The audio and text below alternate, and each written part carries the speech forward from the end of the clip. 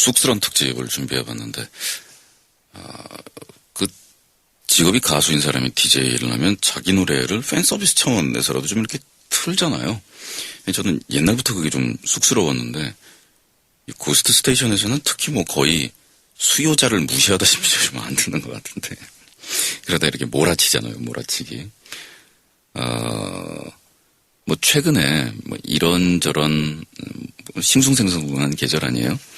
이런저런 생각을 하다가 내 인생에 과연 내가 그냥 내 인생이 지금 딱 중단된다 그러면 나는 과연 뭘 했나 뭐 이런 생각을 하다가 나한테는 그래도 이거저거 누가 나한테 뭐 어떤 시비를 걸어도 나한테는 내가 만들었던 음악이 남겠구나 그런 생각을 했었어요. 예전에는 그런 음악이 좀 더 잘했으면 뭐 이런 생각을 많이 했고 남들에게 좀 떳떳했으면 뭐 이런 의식도 안 한 것은 아니었는데 이번엔 그런 생각을 해봤어요. 이게 나한테 무슨 의미냐 내가 만들었던 음악이. 그래서 그런 질문들 하시는 분들 많이 만나요. 뭐 인터뷰할 때도 그렇고 지금 이 방송 계속 밤마다 들으시면서 그냥 제 목소리만 들으시면 저 누군지 모르시죠? 저 신해철이거든요. 갑자기 으악 그러면서 지금 채널 끄시고 싶으신가요? 늦었던 거죠. 그냥 이거 맛있는 고기인데 먹어봐 그래가지고서 맛있어 그러면서 먹었다가 나중에 이거 개고기야 뭐 이랬다 이랬을 때 하지만 입을 뗄 수 없는 뭐 이런 상황이랄까 그랬었는데 되게 난처한 질문이거든요. 지금까지 만들었던 곡 중에서 제일 자기 노래 중에서 마음에 드는 게 뭐냐. 뭐 어떡해요. 열 손가락 깨물어서 안 아픈 자식 없다는 표현으로 이렇게 말을 애돌리기도 하고 되게 멋있어 보이는 대답으로 제가 나름 생각한 거예요. 제가 만든 노래 중에서 제가 가장 중요하게 생각하고 가장 아끼는 노래 지금 만들고 있는 중입니다. 요 다음에 나올 겁니다. 나는 현재 진행형의 뮤지션으로 언제나 살지 과거를 돌아보지 않는다 이런 멋있는 척하는 뭐 그런 건데 한 개를 뽑지 말고 10개를 뽑아보면 그런 뽑을 수 있을 것 같더라고요. 그래가지고 제가 뭐 그런 작업은 해봤죠. 제가 베스트 앨범 4장짜리 내기도 하고 그러면서 그때 비슷한 고민들을 해봤어요. 예를 들어 뭐 어떤 노래들은 제가 다시 재녹음을 내서 돈도 더 많이 들이고 기술도 더 많이 배운 다음에 녹음을 내서 옛날에 창피했던 것들 다 날리고 이걸로 털자 이러면서 다시 해도 그 시절 그때 많은 사람들이 고맙게도 아껴주었던 그 소박하고 허점이 많은 그 음악을 따라갈 수는 없다라는 원래 저도 그건 알거든요. 그래도 저한테는 허점만 들리니까 그런 짓을 했던 것인데 10곡을 뽑아보니까 너무 의외인 거예요. 그러니까 요건 요래서 저건 저래서 베스트 앨범을 만들 때는 처음서부터 CD 몇 장짜리로 생각을 했으니까 한 3, 40곡 뽑는 거니까 그랬는데 딱 10개로 그냥 끝내자 하고 나서 심지어 전 지금 순위도 붙여왔어요. 10위부터 1위까지. 그랬더니 하는 벙한 그런 결론을 얻게 됐단 말이에요. 자, 그래서 오늘 1시간 동안 1위부터 10위까지의 노래들을 제가 지금 순서대로 쭉 보내드리면 방송이 끝나요. 그렇게 할까요? 아니면 10위부터 1위까지 선정된 이유, 그 다음에 이 노래를 만들 때의 상황, 비하인드 스토리 뭐 이런 거를 얘기를 하면서 할까요? 예, 하라고요. 알았어요. 그러면 광고 듣고 나서 10위부터 바로 스타트를 해볼까쇼?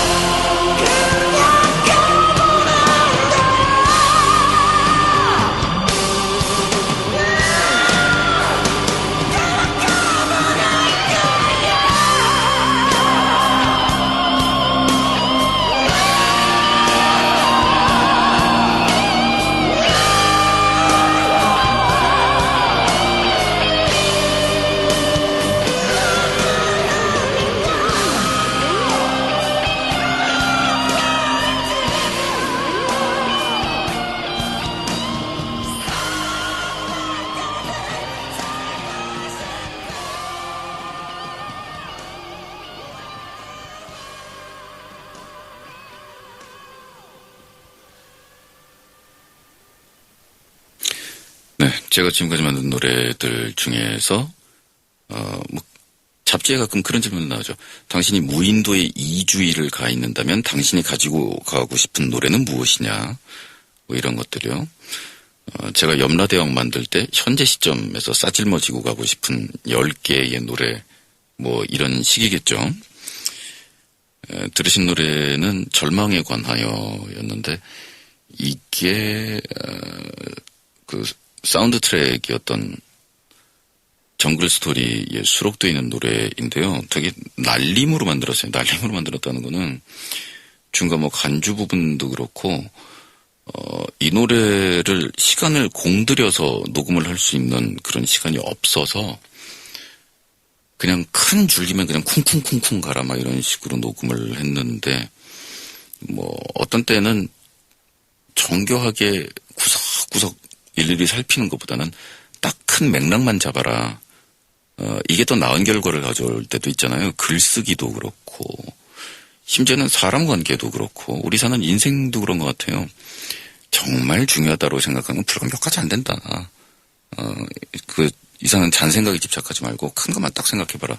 그럼 답이 있는 경우가 있는데 뭐 이거나 하여간 그래서 들인 정성에 비해서는 꽤 잘 나왔고 그리고 이 노래가 다른 노래하고 다른 것이라면 이 노래에서는 저는 그 영화의 이런 배역으로 캐스팅이 된 배우처럼 아예 정말로 연기를 하겠다고 생각을 했어요. 사실은 노래를 부르는 것도 연기거든요. 그리고 배우가 딱 감정이입을 하고 그 다음에 대사를 정확하게 체크하고 노래를 하는 거, 연기를 하는 것처럼 노래도 그게 좋은 결과를 낳아요. 대부분 외형적으로 들을 때는요. 아, 노래 잘한다 라는 이런 느낌을 주기도 쉽고요. 근데 제가 그 방법을 되게 싫어해요. 그러니까 노래가 남들한테 못 부르는 것처럼 들려도 좋고 뭐 그래도 좋으니까 억지로 연기하는 것처럼 이렇게 하는 것보다는 그냥 아무 생각 없이 간다랄까? 뭐 거기다가 저의 그 노래 중에서 악습관 중에 하나는 스튜디오에서 노래 녹음을 하기 직전에 가사를 만드는 습관 때문에 그게 이제 잘못 전달이 돼서 제가 우리나라에서 가사 쓰는 거로는 좀 이렇게 알려져 버렸는데 그런데 그 노래들을 전부 스튜디오에서 노래 부르기 직전에 만들었다 그러니까 무슨 뭐 대단한 문제가 있는 게 문제라는 거 이제 트러블 그거 말고요. 뭐 글 쓰는 데 대해서 재능이 있는 게 아니냐 뭐 이렇게 말씀하신 분도 계셨습니다만은 기면좋게도 뭐 잘못들 생각하고 계신 게 평소에 그 내용들을 계속 생각하면서 문장들도 생각하면서 이 노래는 이럴 것 같아 이러고 다니다가 노래 부르기 전에 글자 수를 맞춘다는 얘기죠. 그게 거기서 뭐 이러고 딱 생각이 좀 주주죽 쓴다는 얘기가 아니고 근데 글자 수를 노래 부르기 직전에 만들다 보니 지금까지 제가 발표한 노래들은 거의 예외 없이 녹음 전에 한 번도 연습을 한 적이 없다라는 노래 연습을 한 번도 한 적이 없다라는 그런 상황이 발생하는데 뭐 저는 가수라는 거는 타고난 사람들이 하는 거고 바로 이런 연기를 할 수 있는 사람들이 하는 게 가수고 저는 소리 같은 거 좋아하고 음악 만드는 거 같은 거 좋아하고 그러는데 마땅히 지금 상황이 안 되니 하는 수 없이 내가 노래를 한다라는 입장이어서 근데 이 노래는 한번 감정 잡고 연기하는 것처럼 하고 호흡 조절을 해가면서 몰아쳐보자 뭐 이런 식으로 했던 노래고 그 후렴부에 나오는 합창은 웅장하게 들려셨나요? 예, 3명 가지고 오버더빙한 이런 이제 현대 녹음 기술이죠. 자, 10개 노래 중에서 9번째 노래는 넥스트 2번째 앨범 비잉에 실려있는 더 드리머인데요. 이 노래는 특히 그 당시에 녹음실 상황이 좀 그래갖고 진짜 피아노를 못 썼고 그 하모니 부분도 정교하게 다듬을 시간도 없고 이것도 참 환경에 쫓기면서 녹음을 했어가지고 그래서 나중에 정말 다시 해보고 싶어서 진짜 오케스트라 동원하고 막 그랬는데 요 당시 노래에 요 느낌이 안 나와요. 그러니까 이 드리머를 레코딩했을 당시에 제가 노래를 불렀을 때의 요 가창이, 물론 이제 이때가 제가 고음을 막 쓰기 시작하던 때고, 더 저음으로 웅얼웅얼한 노래들도 있고 한데, 그냥 가장 자연스러운, 신해철이라는 느낌을 가장 내는 노래는 이런 게 아닐까.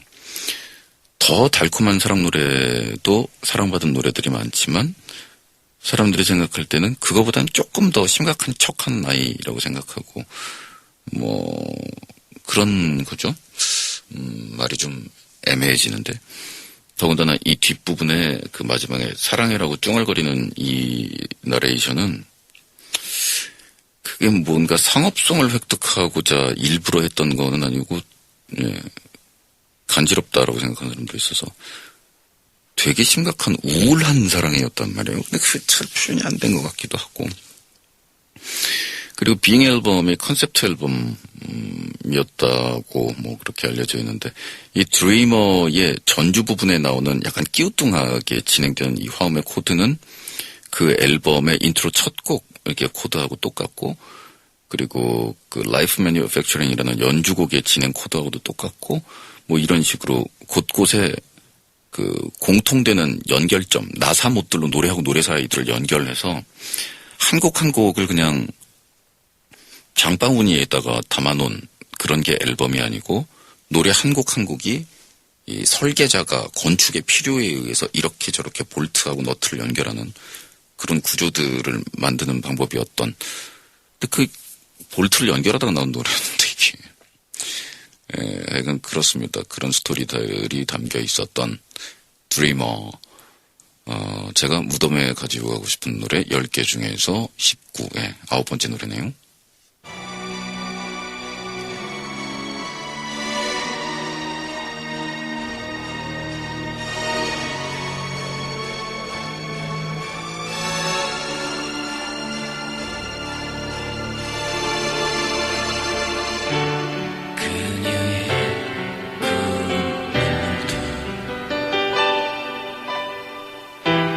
내 맘을 찾지 못했지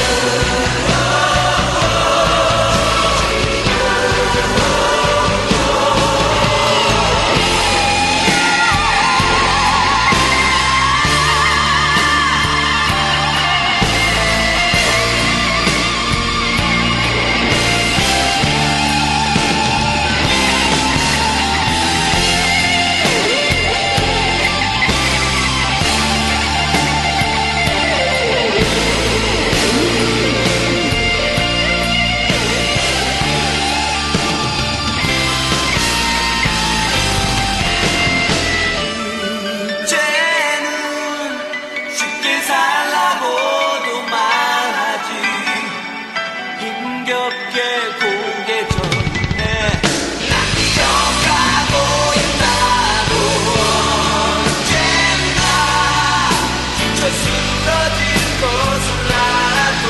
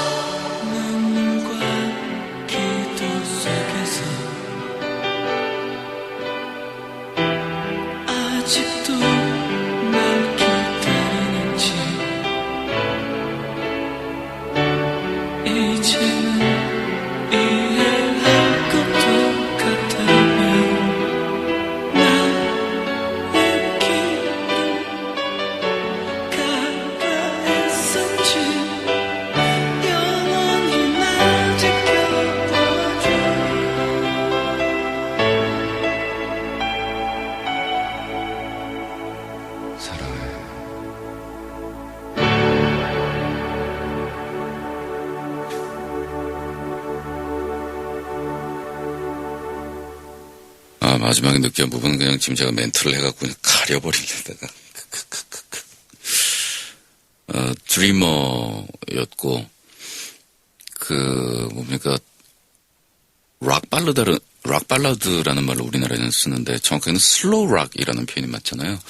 근데 우리나라 사람들이 전형적으로 참 좋아하는 패턴의 거기에다가 조금 더 삶에서의 실존의 문제와 뭐 이런 것들을 담아서 너무 가볍지도 무겁지도 않은 그리고 그 드라마라는 그 스토리가 뭐 어떤 영웅적인 모험담이 아니라 우리가 일상에서 내 꿈을 찾아서 떠나는 뭐 요런 부분 자체가 드라마인 하지만 그걸 좀 더 되게 드라마틱하게 만들어 보고 싶은 뭐 그런 기분이었는데 이렇게 제가 뽑아놓고 나니까 노래들이 거의 모든 곡들이 자아실현 나는 누구냐 뭐 이런 청소년풍의 고민에 대한 얘기들이 아주 길길이 이어져 있어요. 네, 그렇고요 하여간.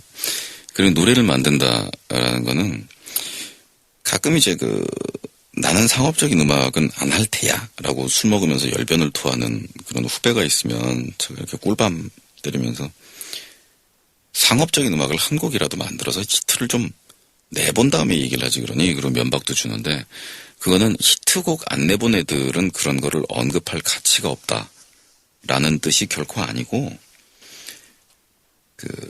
정말로 상업성이라는 거를 정멸해서 하는 이야기와 그런 거에 도움도 받고 막 이렇게 저렇게 하고 싶지만 안 될 것 같으니까 미리 이렇게 밑밥 깔면서 얘기하는 그 어법은 그렇게 예술가로서도 예뻐 보이지 않고 젊은이로서도 예뻐 보이지 않는다라는 생각 때문에 그러는 건데 실제로 이 뮤지션이 음악을 만들어서 다른 사람들이 그 음악을 사랑해주고 그것을 내가 만든 노래를 남과 공유한다라는 데서 오는 그 기쁨을 느끼게 되면 사람 자체가 달라져요.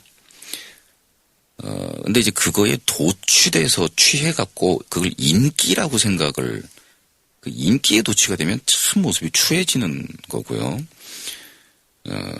그 인기라는 거에 취하는 게 추하다기보다는 사실 뭐 음악을 시작하는 시절에 뭐 그러던 시절에 기반 잡을 때 그런 거 인기 얻는 거 즐거워하고 1등 트로피 탔다고 울고 그런 거 예쁘죠. 근데 나이 먹도록 계속 그거 하나만 바라보고 있으면 어느 분야든 사람이 지나치면 항상 추한 거잖아요. 자, 그래서 제가 나에게 쓰는 편지라는 걸 만들었을 때는 이 곡이 다른 사람들에게 많이 들려질 거라고는 상상도 안 했고, 그런데 중간 부분에 말이 랩이지 무슨 뭐죠. 예, 연불이나 마찬가지인. 그리고 이제 나의 친구들은 더 이상 우리가 사랑했던 동화 속의 주인공들을 이야기하지 않는다라는, 그리고 계면적인 단어들도 나오잖아요. 고호의 불꽃 같은 삶도, 니체의 상처 입은 분노도, 이런 얘기들도 저로서는 약간 한풀이였던 것이, 이런 이야기들 하면은 왕따시키려고 하는, 그러니까 제 학창 시절에 저를 진짜로 왕따를 시켰거나 이런 친구들은 없었습니다만은, 예, 제가 그렇게 만만한 아이는 아니었던 것 같은데. 근데 이런 것들을 이제 진지하게 이야기하고 나눌 누군가 친구가 필요한데, 그 나이에 니체를 알면 뭘 알았겠고, 예? 고호를 알면 뭘 알았겠습니까? 많은, 그래도 청소년 시절에 고호니 니체니 이런 얘기들 할 수 있는 친구가 필요하잖아요. 근데 이제 그런 얘기만 나오면 알레르기 일으키는 친구들도 몹시, 예, 그 모습도 흉했다라는 생각이 드는데, 예, 그리고 우리나라 가요계도 어떻게 보면 비슷한 상황이어서 이런 이야기들을 대중음악 유행가에 담아낸다라는 게 되게 잘난 척하네요. 저거 대학 다닌다고.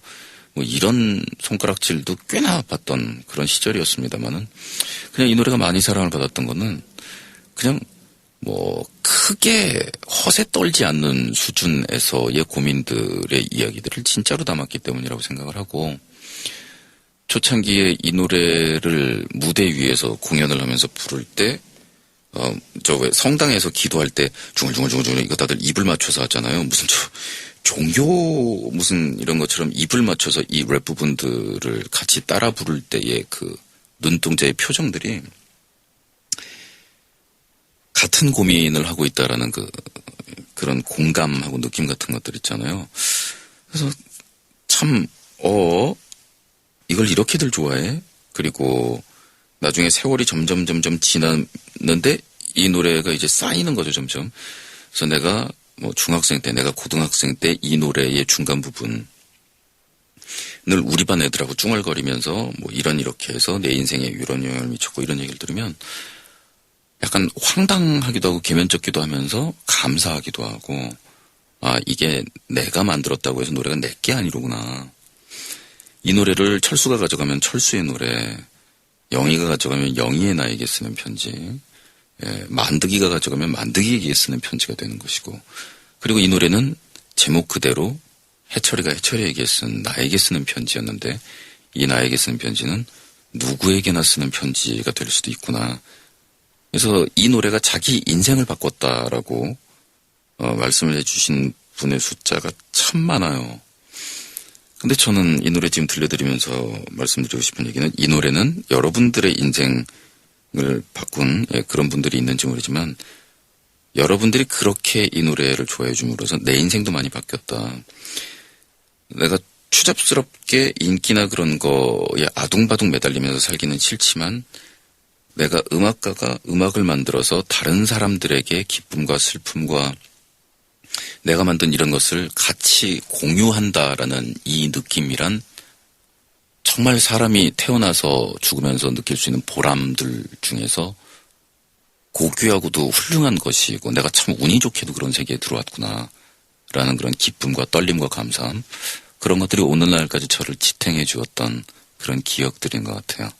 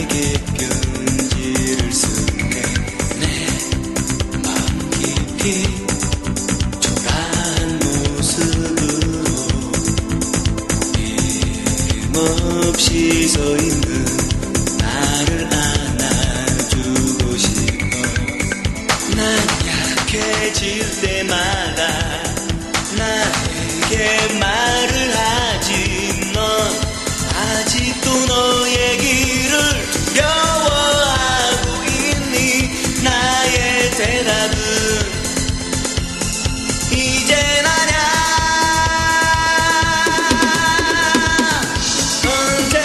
언제부턴가 세상은 점점 빨리 변해만 가네. 나의 마음도 조급해지지만 우리가 찾는 소중함들은 항상 변하지 않아. 가까운 곳에서 우릴 기다릴 뿐.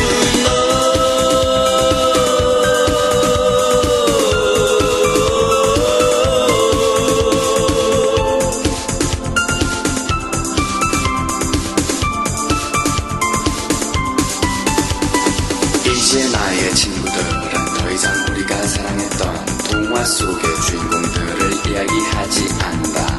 고고의 불꽃 같은 삶도 네 재산책은 분노도 스스로의 현실은 더 이상 돈될 것이 없다 말한다.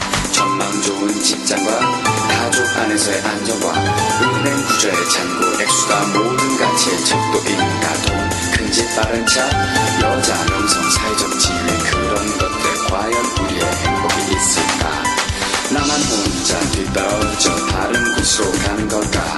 가끔씩은 불안한 맘도 없진 않지만 걱정스런 눈빛으로 날 바라보는 친구여, 우린 결국 같은 곳으로 가고 있는데. 때로는 내 마음을 남에겐 감춰왔지.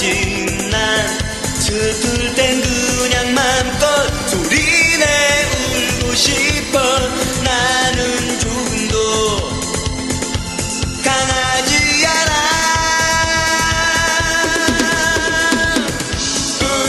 언제부턴가 세상은 점점 빨리 변해만 가네. 나의 마음도 조급해지지만 우리가 찾는 소중함들은 항상 변하지 않아. 가까운 곳에서 우릴 기다릴 뿐. 언제부턴가 세상은 점점 빨리 변해만 가네. 나의 마음도 조급해지지만 우리가 찾는 소중함들은 항상 변하지 않아. 가까운 곳에서 우릴 기다릴 뿐.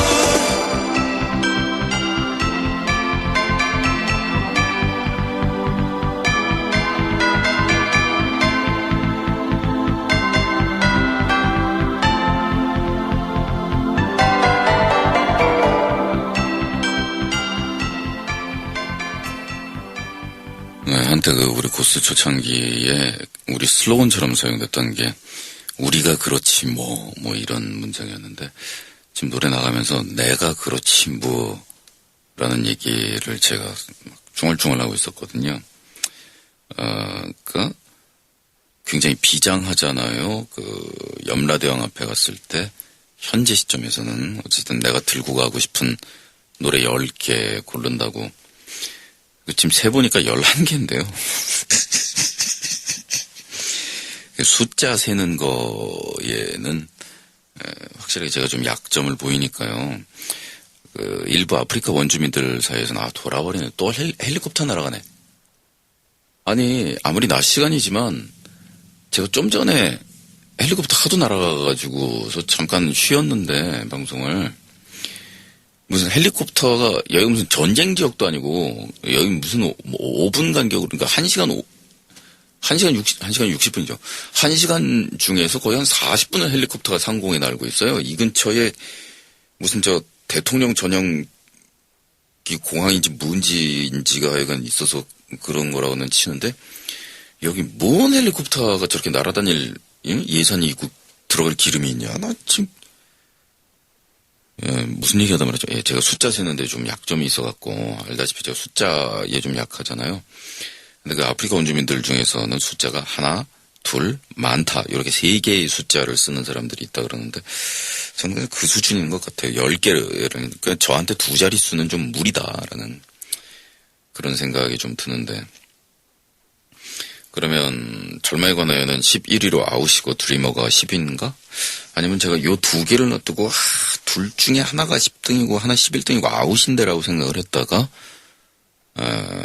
심혈을 기울여서 고른답시고 딴 거 보고 왔더니 숫자가 안 맞았다. 뭐가 됐든 그런 걸로 하시죠. 지금 들으실 노래 그러면 순위 정정해서 19, 8 이제 8등에 해당이 되는 노래는 Into the Arena예요. 제 목소리가 안 나오죠. 연주곡이니까. 이게 그 월드컵 때의 응원곡으로 붉은 악마의 목소리를 넣어서 만들었는데 이 노래는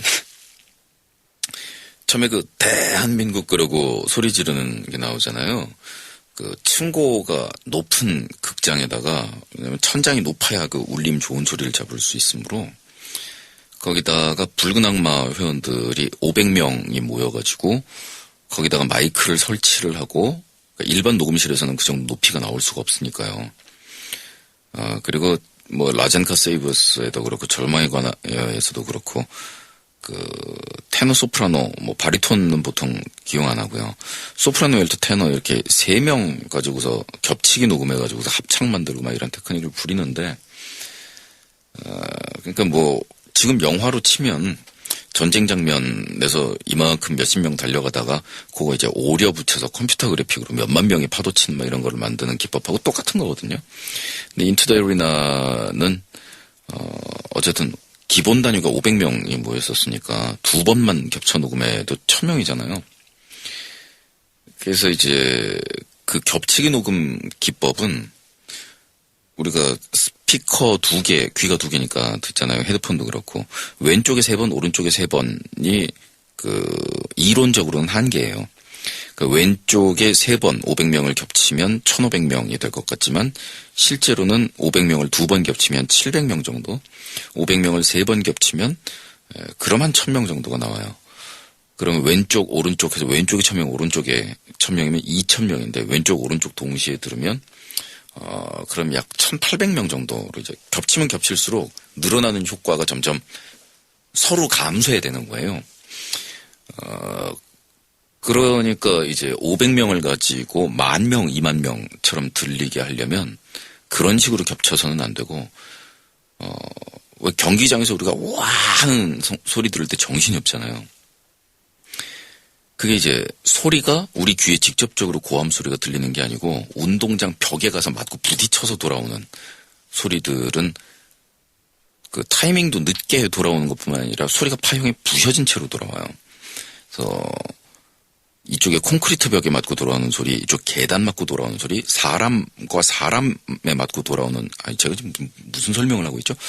하여간 그게 음향학, 적으로 그렇다라는 건데, 그래서 500명을 가지고 몇만 명의 소리를 만들어내려면, 그 500명이 열심히 소리를 지르는 것도 있고, 매번 녹음을 할 때마다 마이크도 다 다른 기종으로 각도도 바꿔줘야 되고, 그거를 현장에서 녹음을 할 때 찌그러뜨려서 녹음을 하기도 하고 녹음한 걸 찌그러뜨리기도 하고 그래서 화면 위에다가 스크린에다가 수백 개의 그거를 펼치면 이제 만 단위의 숫자처럼 함성을 들리게 할 수 있는 그건 이제 기계, 전자에 대한 지식, 음향에 대한 지식 뭐 이런 것들을 전부 총동원해야 되는 일이라서 우악 하는 그 때 소리 녹음하는 것 같지만 쉽지는 않아요.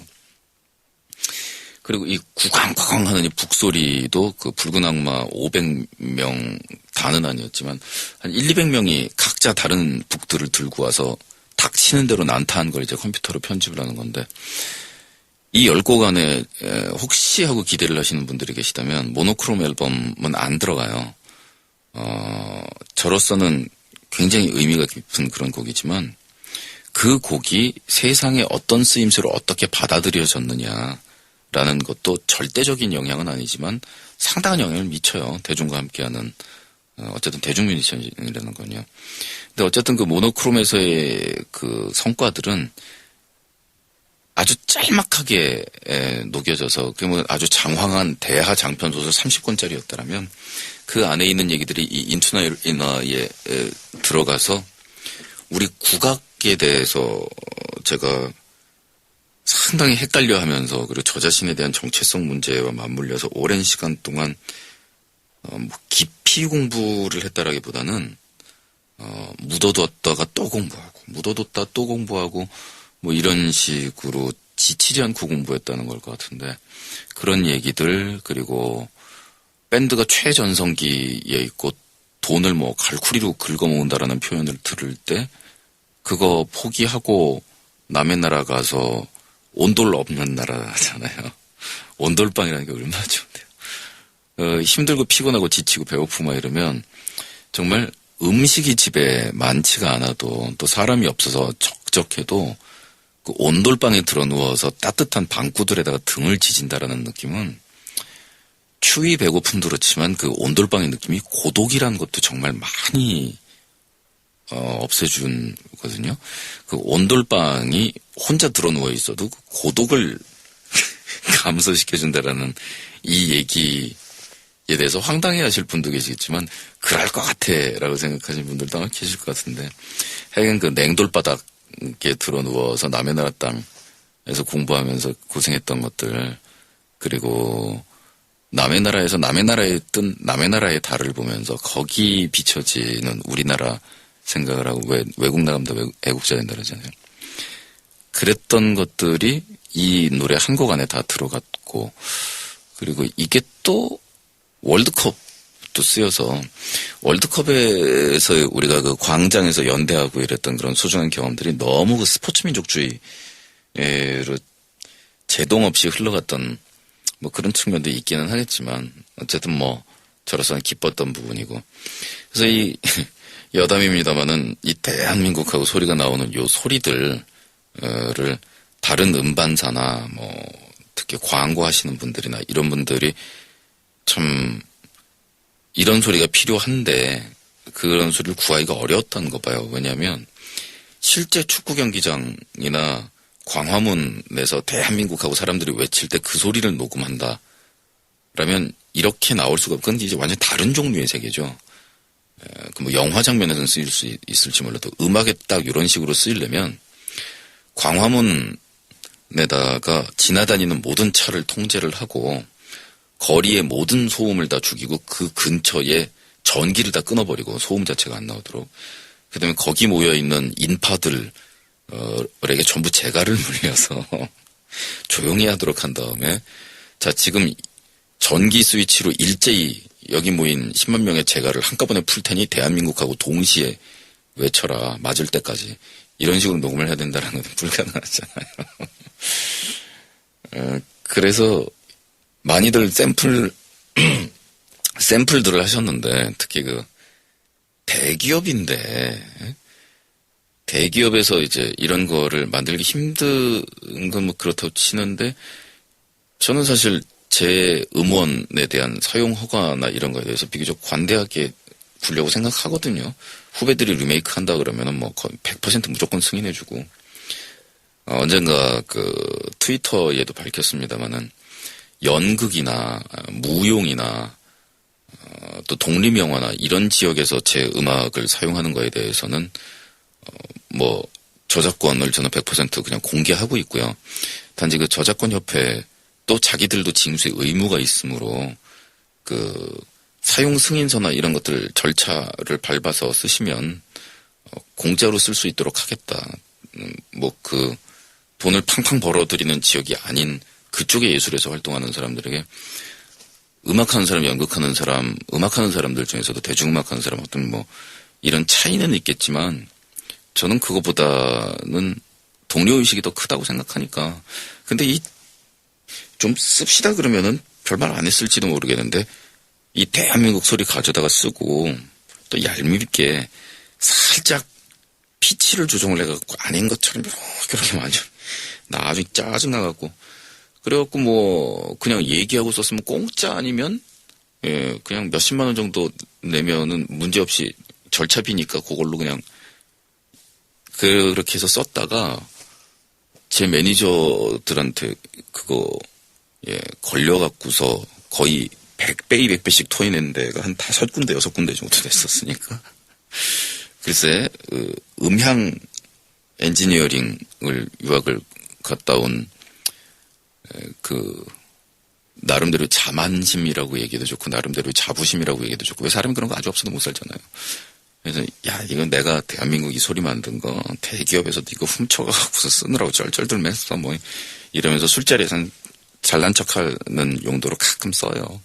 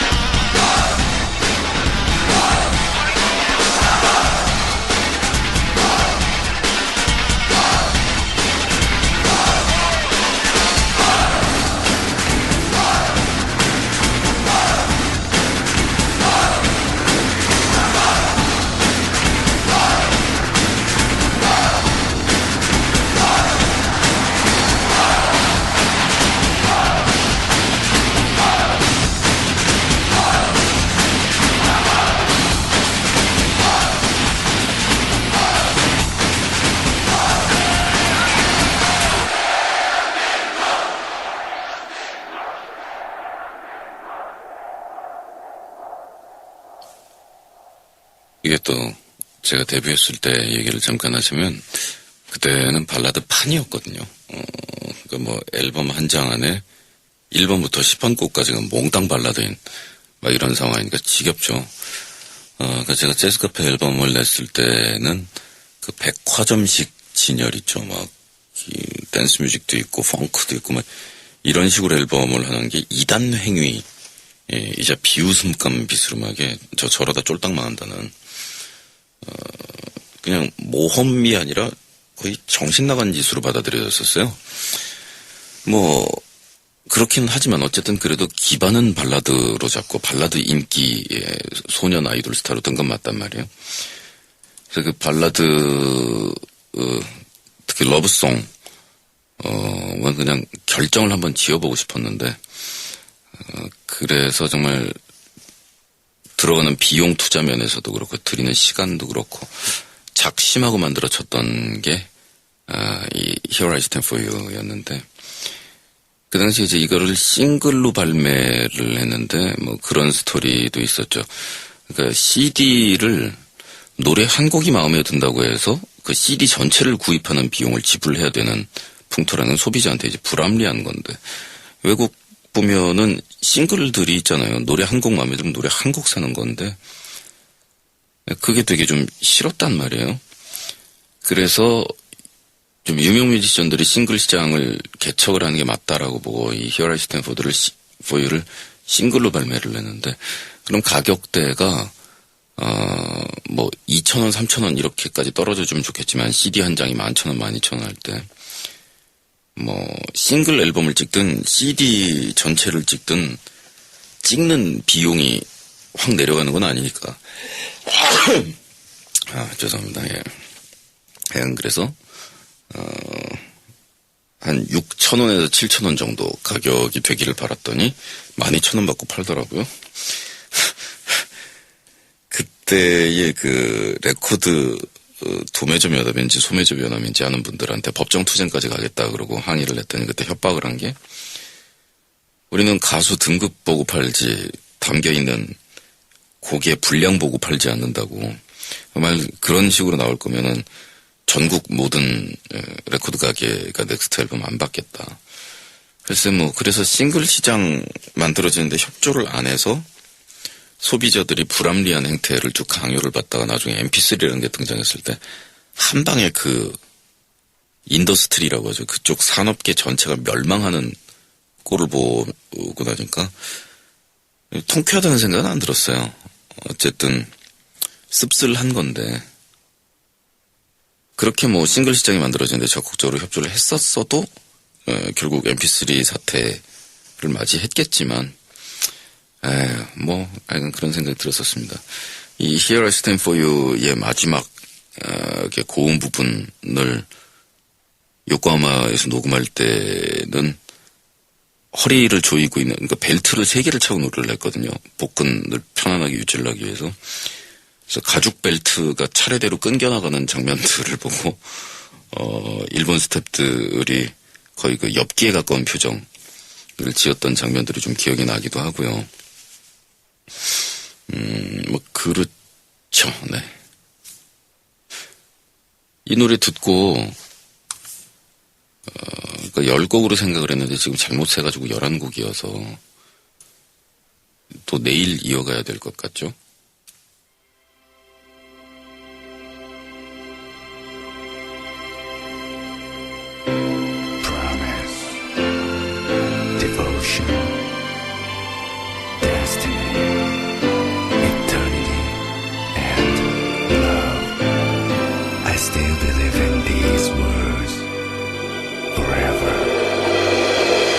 바보처럼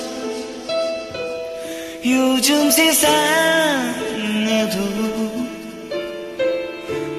운명이라는 말을 믿어 그저 지쳐서 필요로만 하고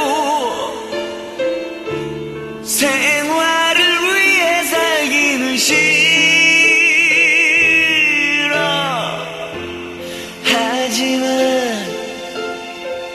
익숙해진 이 고독과 똑같은 일상도 한 해 또 한 해 지날수록 더욱 힘들어 등불을 들고 여기서 있을게 먼 곳에서라도 나를 찾아와 이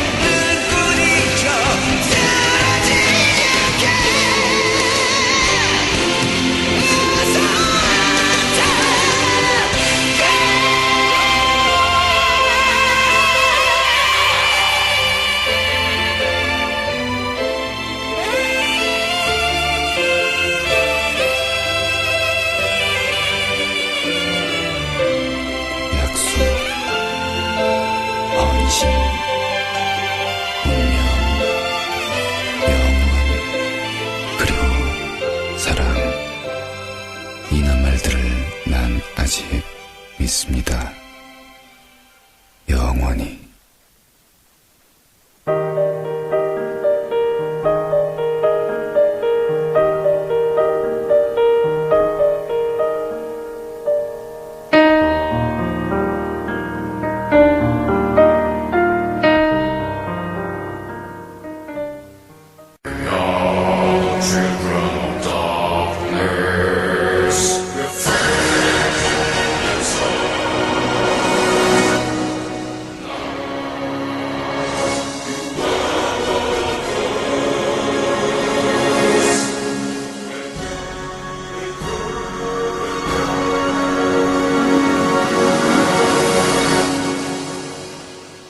자, 그래서 이게 일이 어떻게 된 거냐 하면, 자기 노래 중에서 제일 마음에 드는 노래 혹은 애착이 가는 노래 한 곡 골라봐라 이런 질문에 대답을 못하고 있다가 10개를 뽑아보라면 뽑을 수 있을 것 같아서 제가 이 시점에서 딱 제 삶이 종료가 된다면 나에게 남을 노래 10개를 한번 담아보자 생각을 했더니 베스트 앨범 뭐 CD 3장짜리 4장짜리 내면서 30곡 40곡 고르는 거하고 10개로 제한이 걸린 거는 너무너무 다르더라는 거죠.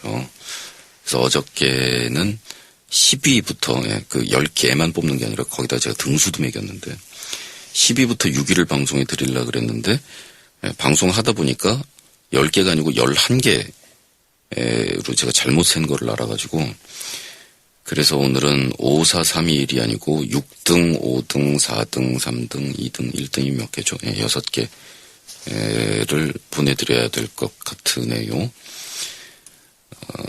오늘 처음 보내드리는 노래면서 6번째 노래는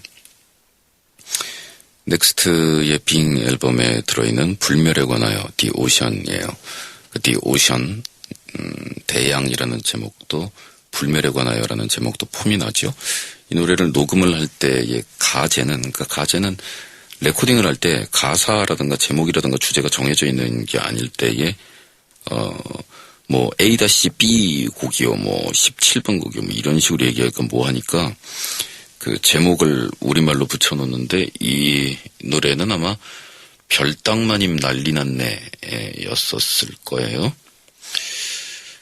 이 노래 그러니까 죄송합니다. 어제부터 기억목이 안 지네요. 이 노래는 제가 요 노래를 만들 당시의 나이 이게 제가 삶에 대해서 생각했던 그 모든 것들을 뭉뚱그려서 나름대로는 집어넣은 거라서 가사 한 줄 한 줄에 대해서 설명을 달자 그러면 밑도 끝도 없이 이야기를 할 정도로 제 딴에는 많은 이야기들이 담겨 있긴 하지만은 그런 설명들 없이도 이 노래가 가지고 있는 이런저런 느낌들은 많이 전달이 된 모양이어서 아마 온도차가 가장 심한 노래일 것 같아요. 신해철의 오랜 팬이나 지속적으로 좋아해온 사람들이 아니면 이 노래를 아예 모르고 저를 아는 사람들 가운데서는 최고 중에 최고로 꼽히는 그런 온도차가 있는 음악인데 아트록에 제가 청소년 시절부터 듣던 그 무그 신디사이저의 뭐 이런 느낌이라든가 뭐 편곡이라든가 뭐 이런 저런 면에서 볼 때 제가 무척 하고 싶었던 한 가지 왼팔 오른팔 두 개 중에서 이게 왼팔 정도에 해당되는 노래인 것 같고 오른팔도 뭐 오늘 들려드릴 노래에 들어가 있고요. 그리고 이 노래를 만들 때는 그 넥스트가 첫 앨범을 내고 두 번째 앨범을 내는 그 사이에 과도기 공백기가 있었고 뭐 저는 감옥도 갔다 왔고 그러다 보니 멤버들도 확실히 정해지지가 않아서 레코딩 도중에 정말 분신처럼 생각하면서 제가 의지했던 기타리스트 정기송 씨도 저의 박덕함으로 인해서 이제 팀을 떠나게 되고 그래서 상당히 고통스러운 상황에서 어지럽게 녹음을 했었는데 그러다 보니까 이 오션에서는 베이스 기타 그리고 기타의 일부 그리고 건반의 전부를 전부 제가 직접 연주를 했고요. 그런 상황이었던 것 같으네요.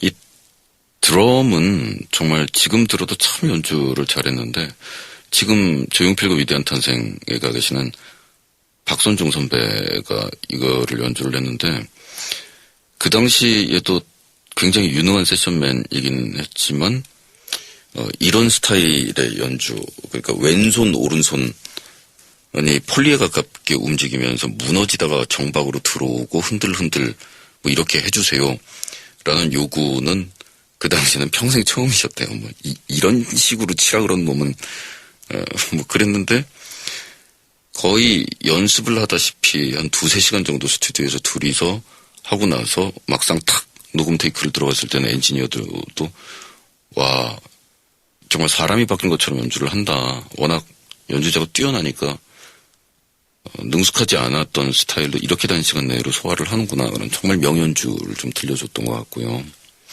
약간 그래요. 불멸에 관하여 디오시안입니다.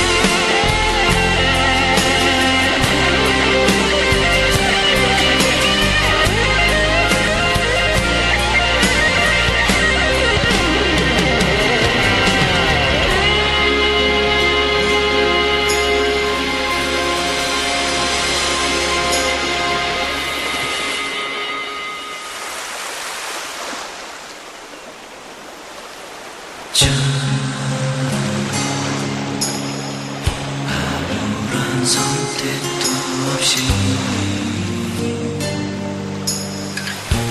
그저 왔을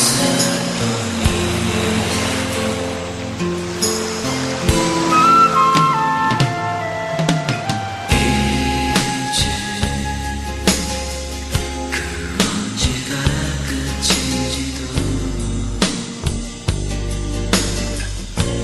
나의 것은 아니리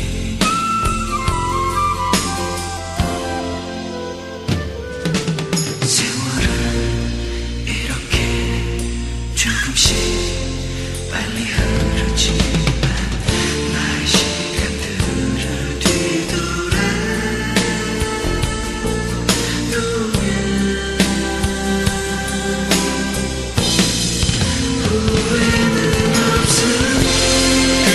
그대여 꿈꾸는가 너를 모두 깨운 있는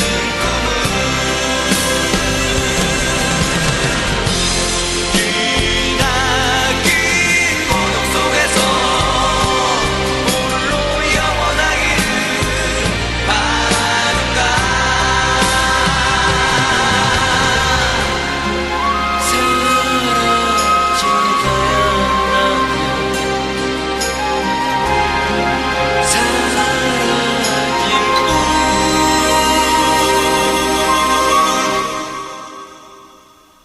두려움 없이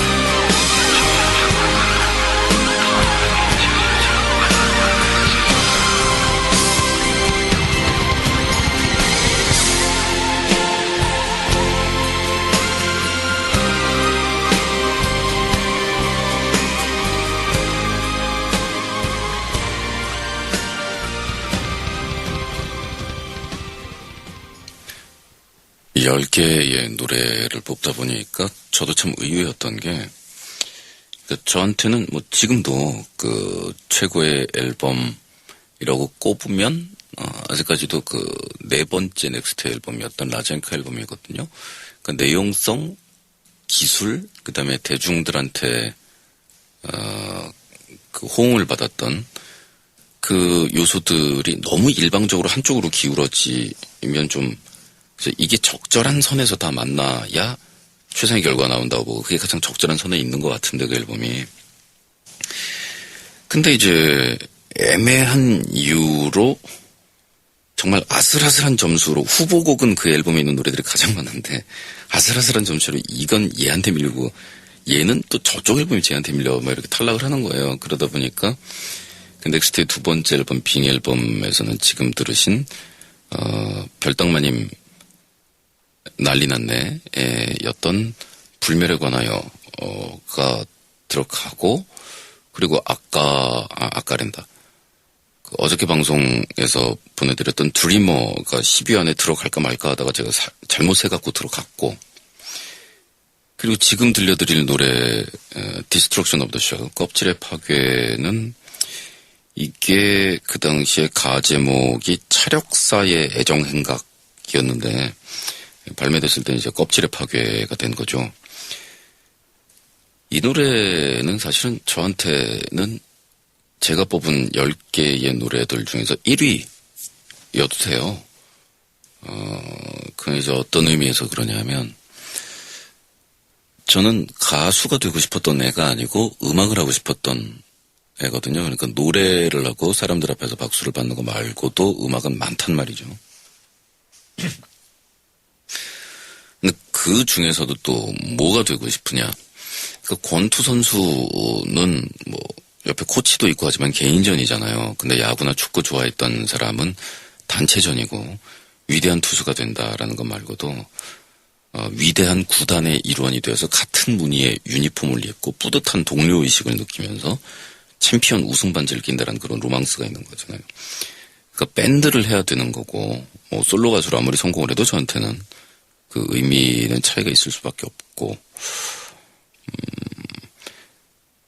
그렇다면은 챔피언 시리즈 우승 반지를 끼는데 그 종목이 뭐냐? 야구냐? 축구냐? 저한테는 이제 그 헤비메탈이란 말이죠. 락 중에서도 가장 센 그게 그렇습니다. 그 청소년 시절에 특히 남자아이들이 헤비메탈에 심취하는 이유는 자아가 성장을 하면서 이제 남성성이 2차 성징이 몸에서 이제 나타나고 마음도 이렇게 폭발을 할 때 그게 어떤 권력과 힘, 나에게 지금 가장 모자란 내가 지금 14살인데 내가 20살이 돼서 키하고 등치가 조금 더 큰다라면 너 따위는 한 방에 뭐 이런 남자아이들의 그 로망을 헤비메탈이 힘과 뭐 이런 것들을 폭발시키고 그런 것들을 강조하는 측면이 큰데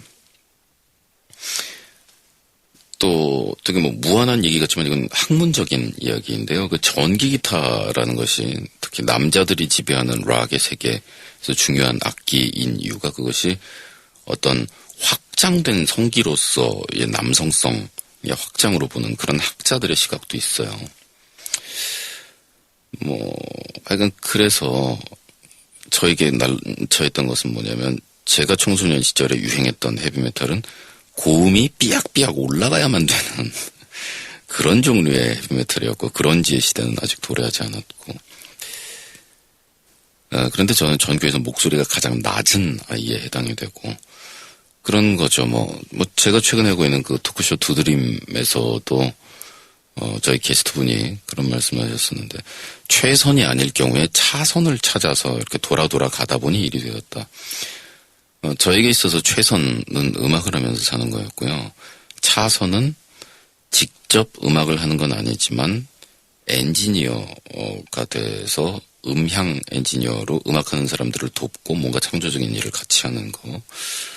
그게 안 되면 DJ가 돼서 남이 만든 음악을 내 관점에서 들려주고 같이 음악을 사람들하고 나누는 것, 이런 식으로 차선들이 정해져 있었어요. 저는 지금 음악을 만들고 레코딩을 하고 무대 위에 쓰고 그리고 음향 공부를 하고 와서 레코딩 믹싱 엔지니어가 됐고 그리고 지금 DJ를 하고 있잖아요. 그러니까 정말 운이 좋은 경우겠죠. 하지만 차선으로 생각한 여러분들 어떻게 생각하세요? 차선으로 생각한 2번, 3번, 4번, 5번을 내 인생에서 다 달성을 하더라도 내가 1번 가장 중요하다고 생각한 거의 맨 센터 만큼은 못했다라는 거 하고 딱 그것만 하고 나머지는 다 못했다라는 거 하고 여러분 뭘 선택하실 것 같아요? 그래서 인생에서 이제 그런 극단적인 0 아니면 10이다라는 경우는 잘 나타나지 않지만 어쨌든 그 모니터 스피커 위에 발을 올리고 양미간을 찌푸리면서 찢어지게 고음을 올리는 그 헤비메탈 싱어 정도라면 내가 한번 해볼만 하겠지만 그런 것도 아니라면 나는 그냥 기타리스트가 돼서 밴드의 리더가 되고 싶지 보컬은 정 관심 없다라고 생각을 했다가 자 이제 친구들하고 하고 있던 밴드가 해산되니까 어쩔 수 없이 노래를 불러야 되는데 모니터 스피커 위에다 발 올리고 삐약삐약 할 것도 아니라면 내가 지금 뭐 하고 있나 자 이런 거죠. 저를 아껴주었던 팬들이 제가 커나가고 성장하고 이런 것들을 보면서 자식 키우는 것 같은 그런 애정과 이런저런 복합적인 감정에 대한 이야기들은 이제 이런저런 방법으로 많이 교환을 해요. 근데 이 당시에 이 노래는 가요 톱10에 올라가는 히트는 아니었어도 그 당시 중고생 치고서 PC통신이나 이런 것들을 통해서 이 노래 모르면 간첩이나 마찬가지거나 아니면 촌스러운 거였는데 이게 10분짜리 아트록과 헤비메탈을 결합한 노래잖아요. 완성도가 어찌됐든 간에 그런데 초반에 참 보컬은 열심히 하는데도 안 되는 건지 아니면 무관심한 건지라는 식으로 놀던, 그리고 그게 어떤 한계점이라는 것이 보컬에 딱 보이던 그런 친구가 공백기 끝에 앨범을 내놓고 이 노래가 첫 곡으로 나오고 바로 남자 아이들의 자아를 무한정 확장시킨 것 같은 그 직진 헤비메탈로 느닷없이 음악이 바뀌고, 그리고 제가 후렴부에서 고음으로 점프했을 때 지금도 그런 고마움을 느껴요. 그 당시에 팬들이 자기 일처럼 기뻐해 주었고, 뭔가의 그 정해진 한계점, 그리고 자기의 한계를 뚫고 나가는 거에 대해서 제 입장 쪽에서 같이 공감해 주었던 것 같고, 그래서 그 껍질의 파괴, 자신의 한계와 껍데기를 뒤집고 부시고 박차고 나간다라는 거는 꼭 고음 안 되던 애가 고음 가수가 된다라는 의미 말고는 다른 의미였을 건데, 마침 이 노래는 그런 포인트가 우습게 맞았어요. 그죠? 저 같은 경우에는 테너가 아니고 바리톤이에요. 타고 태어나기를.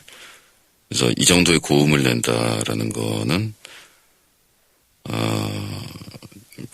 바리톤으로 피콜로나 플룻의 영역을, 또 콘트라베이스로 바이올린 영역으로 올라가서 솔로를 한다라는 거니까, 타고 태어난 그 거리가 먼 거를 억지로 점프하는 것이기 때문에, 이런 창법으로 노래를 콘서트에서 계속하고 나면 그 두개골 안에 압력이 상승해서 눈에 실핏줄이 터져요.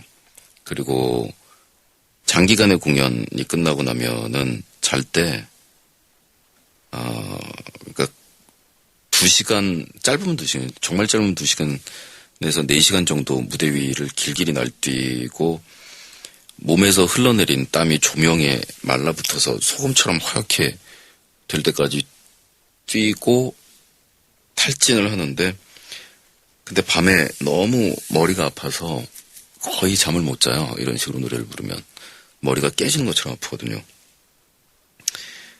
그래도 머리 아프니까 이렇게 노래 안 할 거야? 그러면 한다 그러죠. 충분히 가치가 있는 대가를 치르는 거죠. 그렇습니다. 그래서 저한테는 내가 포기하고 차선의 차선으로 내가 사랑하는 것 주변에만 머물 수 있다면 나는 그냥 감사할게요 라고 하면서 그냥 멀리 포기하다시피 밀어보냈던 꿈, 남들이 그걸 뭐 대단한 것으로 치든 말든 간에 내 입장에서는 정말 소중하다라고 생각했던 그런 밀어놨던 꿈들을 산 넘고 물 건너 바다 건너서 모터보트 타고 가다 기름 떨어져 하여간 그런 끝에 염원하던 지역에 도달했던 청소년 시절부터, 그것이 남들이 유치한 남학생의 꿈이라고 말하든 뭐라 말하든 상관없어요. 이게 저의 도달점이었던 것 같아요.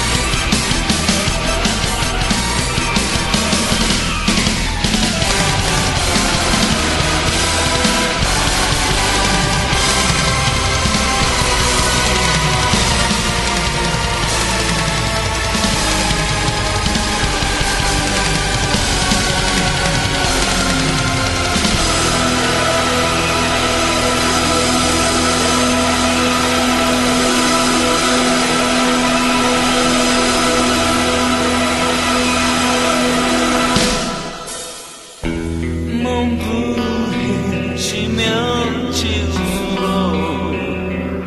언제나 그 자리에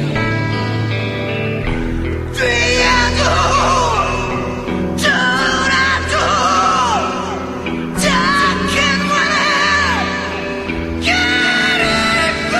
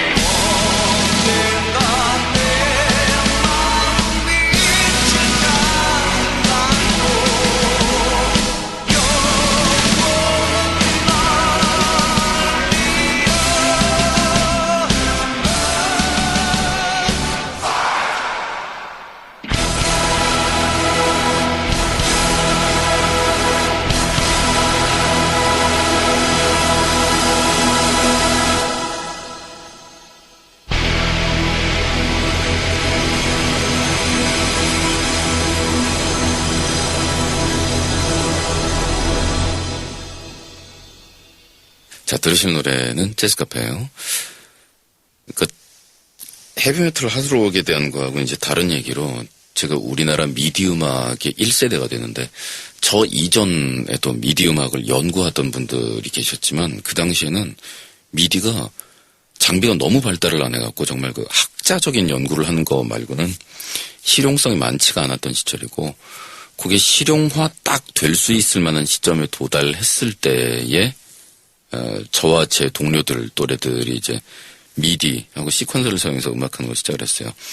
재즈카페 같은 이 비트는 그 당시 우리나라 드러머들이 전혀 연주를 할 수 없는 비트여서 이런 것들이 모두 다 레코딩 기술이 발전하고 연주자들이 풍부히 늘어나고 그 이제 인프라잖아요. 그 한 국가의 공통된 자산으로서의 산업적 기반이 확장되는 거를 기다렸다가는 저는 할아버지가 될 거니까 하고 싶은 음악은 하나도 못할 거 아니에요. 그래서 기계를 통해서 임시로라도 접근할 수 있는 그런 쪽이 우연히 그렇게 하게 됐던 거고, 예를 들면 뭐, 그 랩을 한 흑인들 집단이 흑인들의 그 할렘에서 음악을 할 때 실제로 드럼을 쓸 수 있는 경제적 환경이 안 됐기 때문에 싸구려 드럼 머신에다가 몇 개의 비트를 만들어서 랩 음악이 그런 식의 칼라를 지니게 된 거. 그 이제 그런 상황이 그런 음악을 만들어내는 거잖아요. 재즈 카페도 그래서 어떻게 보면 한편으로는 참 그 옹색하고 궁색한 어떻게든 빠져나가려는 그런 옹색한 지역이 있고, 그 당시에는 이게 또 가장 럭셔리한 음악으로 받아들여지는 그런 아이러니한 점도 있고요. 이거 왜 이렇게 잉글리시를 많이 믹싱해서 스피크하게 되죠? 그리고 감각적이고 댄서블한 음악에 진지하고 무거운 가사들을 탑재시키고 싶다라는 거는 뭐 데뷔 초부터 저의 소망이기도 했고요. 뭐 그렇습니다.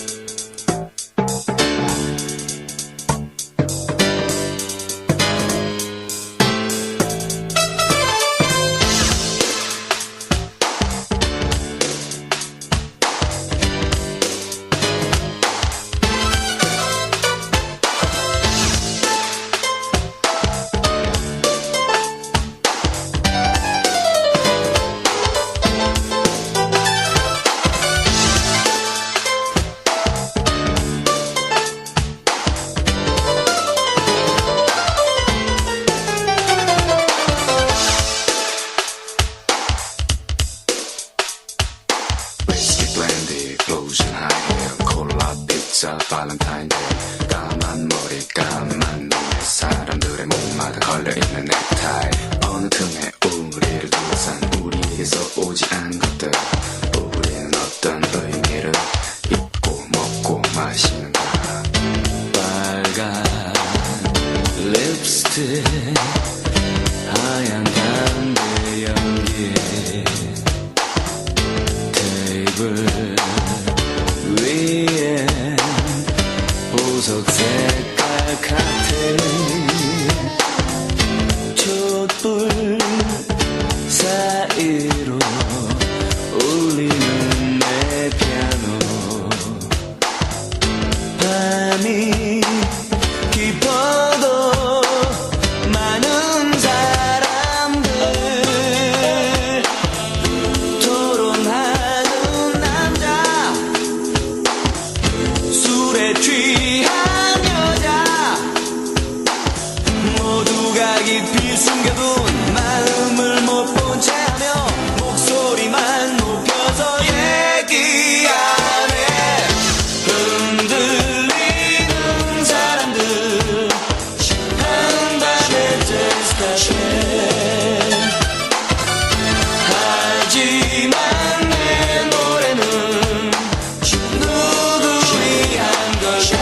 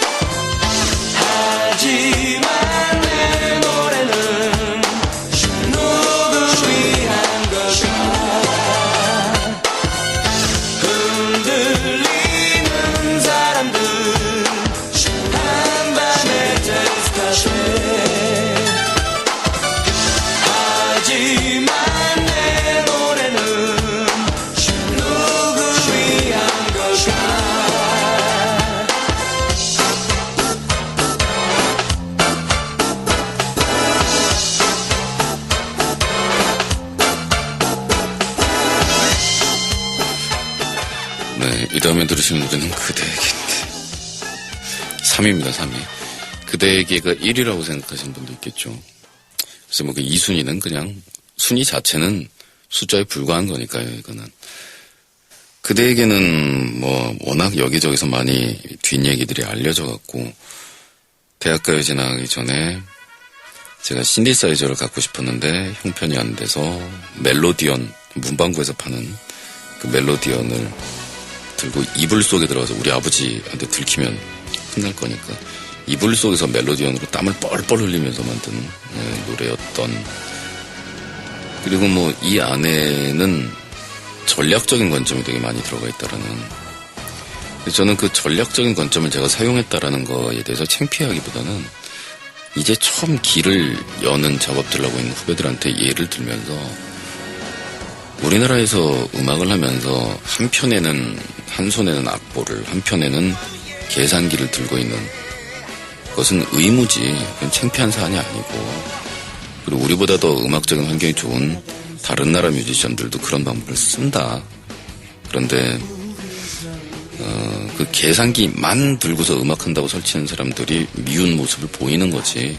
네 한 손에 악보가 들려있다면 괜찮다는 그런 얘기를 하는데 그 전에 뭐 강변가요제에도 나갔다 한번 떨어져보고 대학가요제를 툭 나오니까 그런 생각이 들더라고요. 관객들을 사로잡으면 보통 이기는 것 같다. 그러니 심사위원 백으로 뭐를 했네, 무슨 뭐가 있었네, 막 이런 거를 뭐 분하니까요. 그리고 젊을 때 그런 얘기라도 좀 해야 되는 상황이 벌어지니까 그런 얘기들을 할 수도 있겠는데 제가 그 전에 강변가요제 나갔다가 막 그런 얘기들을 출전자들이 하는 걸 보면서 좀 아니다 싶었어요. 내가 볼 때는 음악이 훌륭하든 나쁘든 간에 이상은 씨가 압도적인 인기와 카리스마를 발휘하고 상을 받아가는 거는 하등의 잘못된 일이 아닌 것 같은데.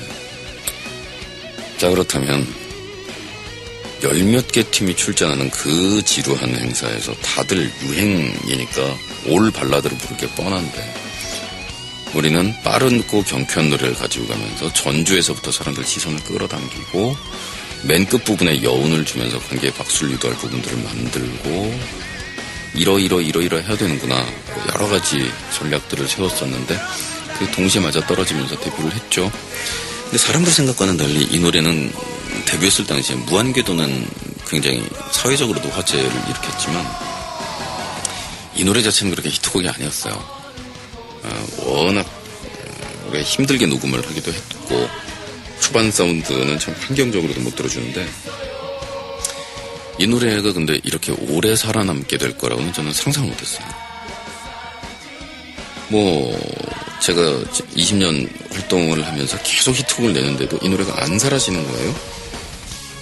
그러고 나서 데뷔를 했을 때는 저희 제작자분이 이거는 그러니까 그 대학가요제의 권리가 소속돼 있고 제가 이제 새로 계약을 하게 된 소속사에는 권리가 없었기 때문에 이 노래는 일부러라도 죽이려고 그랬던 노래거든요.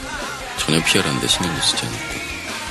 근데 이 노래가 나중에 점점 유명해지더니 지금은 이 노래가 무한궤도나 신해철 노래인 거는 몰라도 응원가 그대에게는 다 안다라는 상황이 되어버렸잖아요.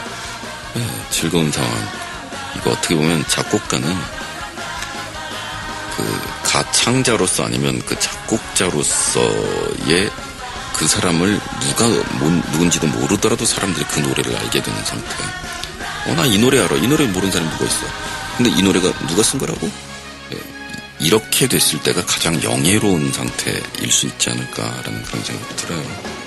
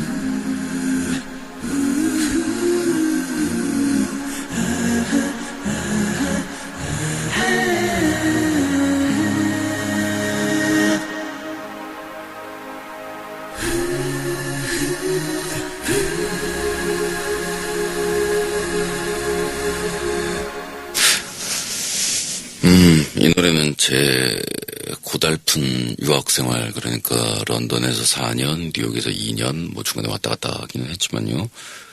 끝을 맺을 무렵에 만들어졌던 노래고, 그리고 데뷔를 하고, 뭐 매일매일이 다르게 인기가 위로 치솟고, 그 모든 것이 상향 그래프를 그릴 때, 그때도 여러 가지 생각을 해야 하죠. 이것은 영원하지 않다. 그리고 경제적인 커브가 위를 그려도 명성은 아래쪽을 향할 수 있고, 명성과 경제적인 그래프가 위를 그려도 나의 행복과 자존심은 아래를 그릴 수 있고, 이 모든 그래프는 일치하지 않는데,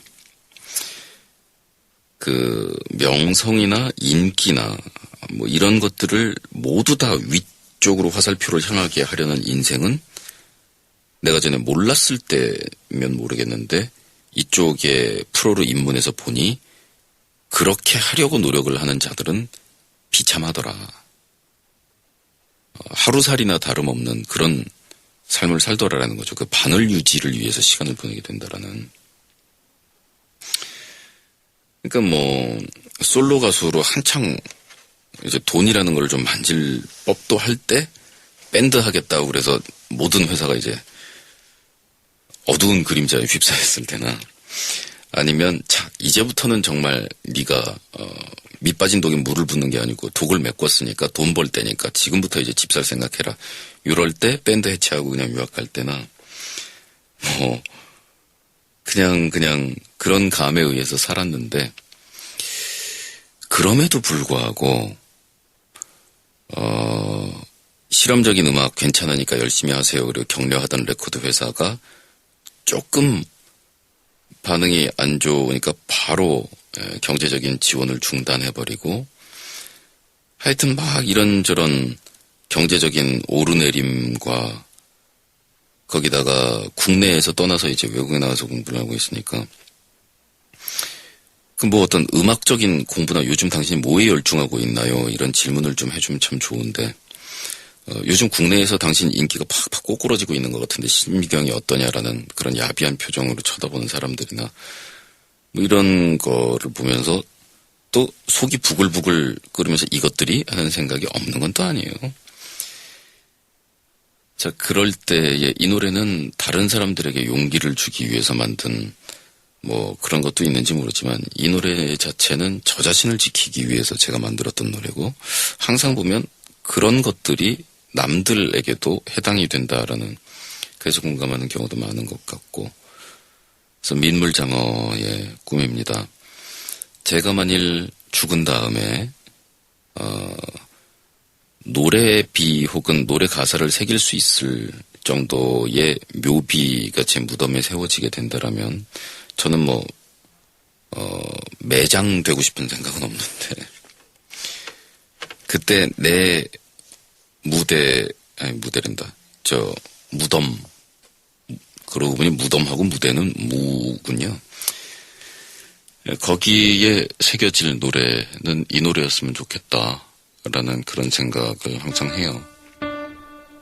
좁고 좁은 저 문으로 들어가는 길은 나를 깎고 잘라서 스스로 작아지는 것뿐, 이젠 버릴 것조차 거의 남은 게 없는데, 문득 거울을 보니 자존심 하나가 남았네. 뜨거운 고향, 보고픈 얼굴, 따뜻한 저녁과 웃음소리, 고개를 흔들어 지워버리며 소리를 듣네. 나를 부르는 쉬지 말고 가라 하는 저 강들이 모여드는 곳, 성난 파도 아래 깊이 한 번만이라도 잃을 수 있다면, 나 언젠가 심장이 터질 때까지 흐느껴 울고 웃다가 긴 여행을 끝내리 미련 없이 익숙해가는 거친 잠자리로 또 다른 안식을 빚어 그마저 두려울 뿐인데 부끄러운 게으름 자잘한 욕심들아 얼마나 나이 먹어야 마음의 안식을 얻을까. 하루 또 하루 무거워지는 고독의 무게로 참는 것은 그보다 힘든 그보다 슬픈 의미도 없이 잊혀지긴 싫은 두려움 때문이지만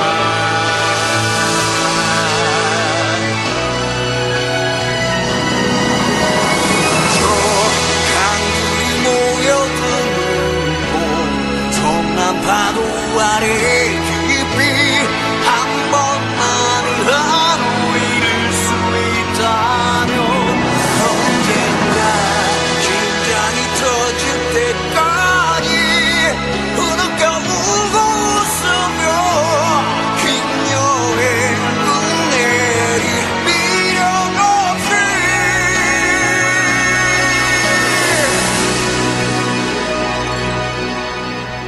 아무도 내게 말해주지 않는 정말로 내가 누군지 알기 위해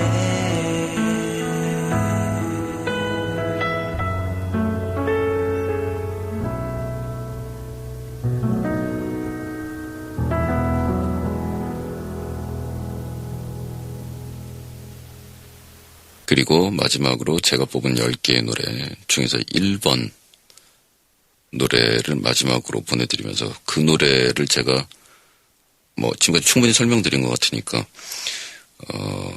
운에 의해서 얻어지는 그런 결과까지 포함해서 그리고 내가 만들었지만 남들도 이 노래를 아껴주었다라는 다른 사람들과 함께 나누었다라는 그런 점들도 포함해서 모든 측면을 다 고려했을 때 이게 딱 균형이 맞아야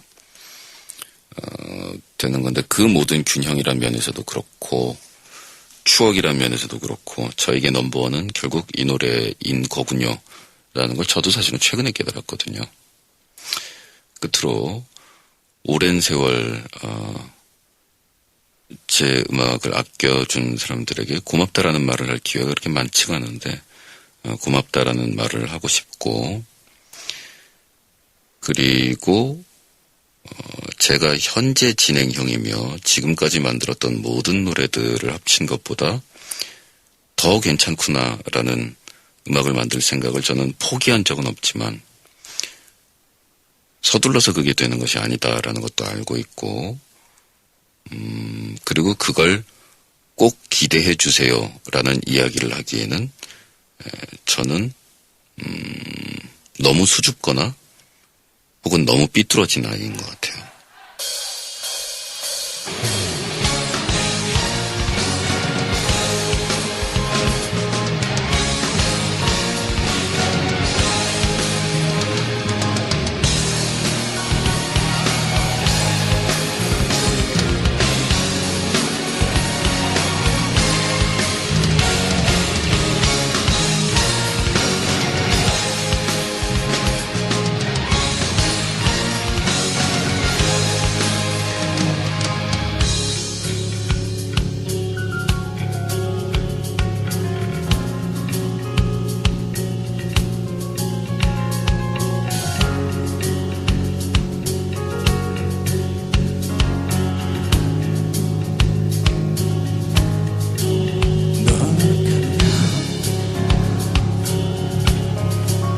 태양의 저편에서